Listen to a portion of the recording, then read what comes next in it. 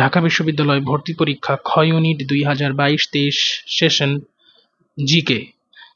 জাতির পিতা বঙ্গবন্ধু শেখ মুজিবুর রহমান সম্প্রতি যে পুরস্কারে ভূষিত হয়েছেন সেটা হবে স্যার লিটারেচার। 2 নম্বর প্রশ্ন, 2026 সালে ফিফা বিশ্বকাপ ফুটবল কয়টি দেশে অনুষ্ঠিত হবে? সঠিক উত্তরটি হবে 3টি দেশে, যুক্তরাষ্ট্র, কানাডা এবং মেক্সিকো। 3 নম্বর প্রশ্ন, মাস্টারদা সুজা সেন যে আন্দোলনের সঙ্গে যুক্ত ছিলেন? সঠিক উত্তরটি হবে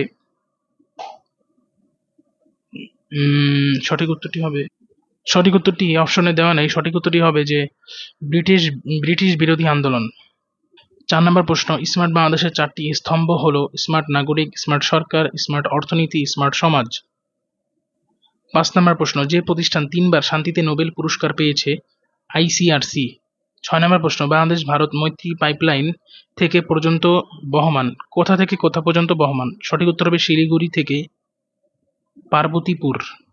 বাংলাদেশ ভারত মৈত্রী পাইপলাইন শিলিগুড়ি থেকে পার্বতীপুর পর্যন্ত 7 নম্বর প্রশ্ন, সার্কভুক্ত কোন দেশে জনসংখ্যা বৃদ্ধির হার সর্বাধিক? সঠিক উত্তরটি হবে আফগানিস্তান। 8 নম্বর প্রশ্ন, 2022 সালে কোন দেশ জাতিসংঘের শান্তিরক্ষা মিশনের সভাপতি নির্বাচিত হয়? ভারত। হেক্সাডেসিমেলের ভিত্তি হচ্ছে 16। বাংলাদেশে হাজং নৃগোষ্ঠীর বাস কোথায়? নেত্রকোনায়। দ্য ওয়ার্ল্ড ডেভেলপমেন্ট রিপোর্ট প্রকাশ করে কে? বিশ্ব ব্যাংক। ঢাকা বিশ্ববিদ্যালয় শতবর্ষের প্রথম গবেষণা প্রকাশনা মেলা অনুষ্ঠিত হয় কত সালে? সঠিক উত্তর হবে 2022 সালে। মাথাপিছু মোট জাতীয় আয়ের ভিত্তিতে নিচের কোনটি উচ্চ আয়ের দেশ নয়? চীন উচ্চ আয়ের দেশ নয়। জনশুমারি 2022 অনুযায়ী বাংলাদেশের নারীদের সংখ্যার মোট জনসংখ্যার কত পার্সেন্ট? 50.43%। বিশ্বে সবচেয়ে বেশি পেট্রোলিয়াম উৎপাদন করে কোন দেশ?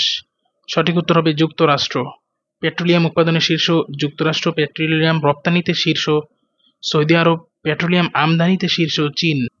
পরবর্তী প্রশ্ন, ন্যানো পার্টিকেলের আকৃতিসীমা কত ন্যানোমিটার? এটা হবে 1 থেকে 100। রেনেসাঁ যুগের দার্শনিক হলেন নিকোলা ম্যাকিয়াভেলি। ন্যাটো সদস্যভুক্ত দেশ হল ফিনল্যান্ড। একাডেমি অ্যাওয়ার্ডস 2023 এ বিশ্বজয়ী চলচ্চিত্র হলো কোনটি? বিজয়ী শ্রেষ্ঠ চলচ্চিত্র হলো everything everywhere all at once. 20 নম্বর প্রশ্ন, সদ্য মেরিলেবোন ক্রিকেট ক্লাবে সম্মানিত জীবন সদস্যপদ লাভ করেছেন যে ক্রিকেটার? মাশরাফি বিন মুর্তজা। তিস্তা, মহানন্দা ও জাদুকাটা নদীগুলো হচ্ছে আন্তঃসীমান্ত নদী। 2000 সূচনাকালে বাংলা নববর্ষের সঙ্গে সবচেয়ে বড় নিবিড় সম্পর্ক ছিল কৃষির। নবান্ন কার চিত্রকর্ম? নবান্ন জয়নুল আবেদিনের চিত্রকর্ম। যক্ষ্মার জন্য যে টিকা দেওয়া হয় BCG। সুশাসনের মূলনীতি কি? সুশাসনের মূলনীতি হলো জবাবদিহিতা।